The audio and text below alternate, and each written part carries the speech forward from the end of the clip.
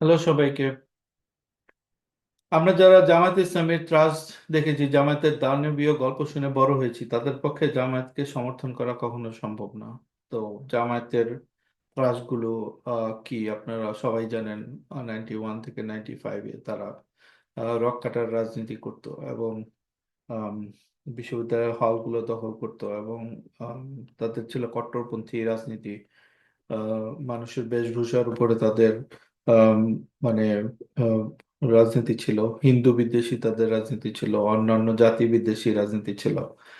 আম, এবং কট্টরপন্থা যেটা রিজিড, যে তাদের পন্থাই ঠিক, বাকি মানে অন্য যে মত পথ আছে এগুলো সবই ভুল।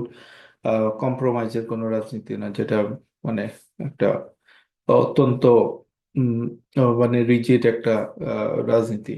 এবং তার সাথে ধরেন যে 71-এ তাদের ঐতিহাসিক যে ভুলটা, উম, সেটা ভুল হইতেই পারে যে মানুষ একটা দেশকে যখন স্বাধীন হয় তখন কিছু কিছু মানুষ মনে হইতেই পারে যে ওকে আগের অবস্থাটা ভালো ছিল, অথবা ওই দেশ ভাগ হওয়া ঠিক হয়নি।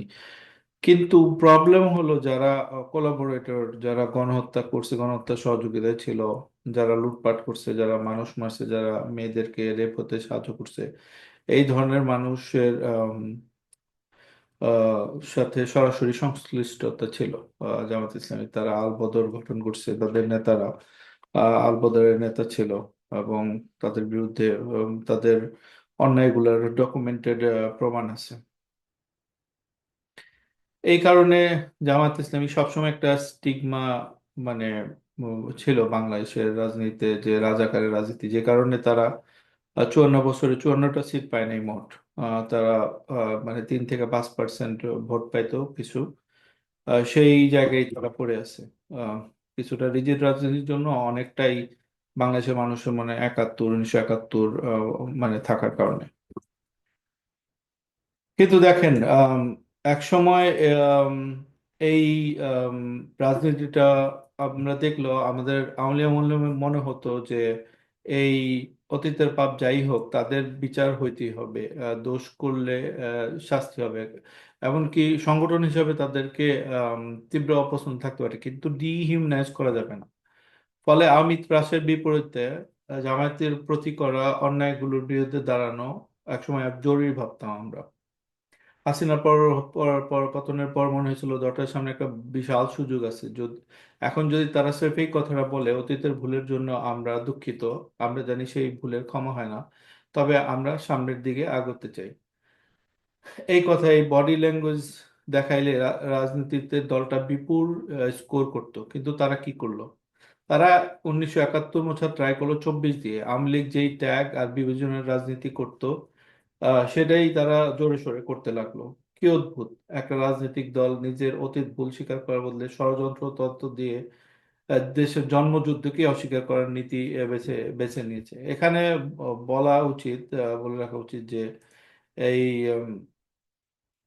জামাত খুব অদ্ভুত একটা কাজ করতেছে। তারা অনলাইনে দেখাইতেছে 71 পুরোটাই ভুল, পুরোটাই মিথ্যা, এবং 71-এর কোনো দরকার নাই, 71 ভুলতে হবে। আবার একই সাথে মাঠে তারা দেখাইতেছে এবং আনুষ্ঠানিক ভাবে দেখাইতেছে জামায়াতের আমির 71 ভুলের জন্য মাফ চান, ক্ষমা চান, অথবা তাদের মানে এরকম মানে কনসিলিয়েটরি টোন আছে।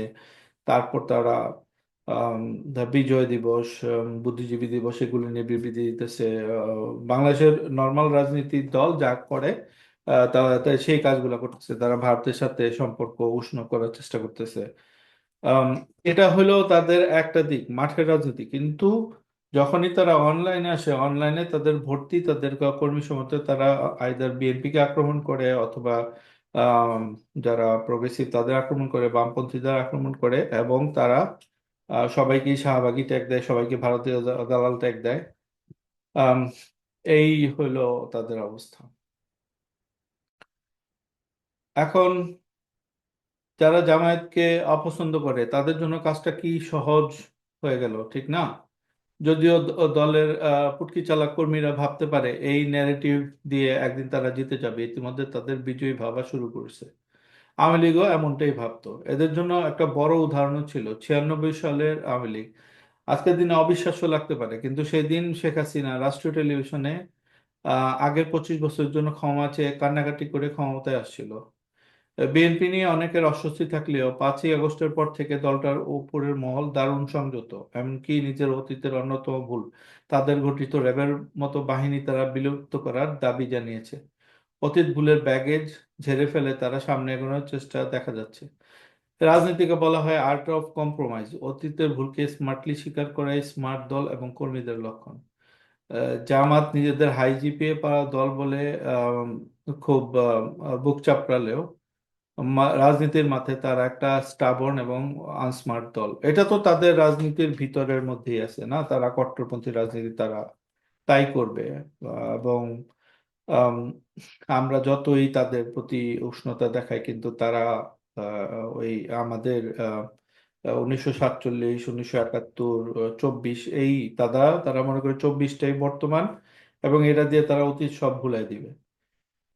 তারা 47ও স্বীকার করে পাকিস্তানের কারণে আমাদের দেশ স্বাধীন হয়েছে, কিন্তু 71 যে বাংলাদেশের জন্য একটা নতুন পাকিস্তানের কাছ থেকে আমরা স্বাধীন হয়েছি, সেই জিনিসটা তারা স্বীকার করতে চায়। আম, তো এটা আসলে আমাদের ভুলের কিছু না। বাংলাদেশি পন্থী যারা তাদেরকে আম, উম, এই 3টা সাল তাদেরকে মেনেই চলতে হবে, এটা ছাড়া কোনো রাস্তা নাই। কারণ আপনি পাকিস্তানের আপনি ইংরেজদের থেকে স্বাধীন হওয়া ওইটাও আপনি অস্বীকার করতে পারবেন না। পাকিস্তানিদের থেকে স্বাধীন হওয়া আপনি অস্বীকার করতে পারবেন না। 24 ভারতীয় কলোনি থেকে স্বাধীন হওয়া আপনি অস্বীকার করতে পারবেন না। তো বাংলাদেশ যে আলাদা একটা দেশ, সম্পূর্ণ আলাদা এই দেশগুলো থেকে। এবং 3টা দেশ তো একটা সময় একই দেশ ছিল, আহ, ভারতবর্ষ হিসাবে যেটা ছিল। কিন্তু এই একটা দেশ যখন 3 টুকরা হলো, সেই টুকরাগুলোর যে আলাদা একটা দেশ হিসাবে মানে তার অস্তিত্ব, সেটার জন্য আপনার এই 3টা সাল, 3টা ইতিহাস আপনাকে মানতেই হবে: 47, 71, 24। এতেই আমাদের, এটা যারা করবে তারাই বাংলাদেশপন্থী। এবং জামাত ইসলামী সম্পূর্ণভাবে ব্যর্থ।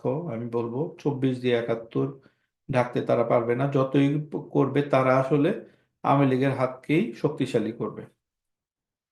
সবাইকে ধন্যবাদ।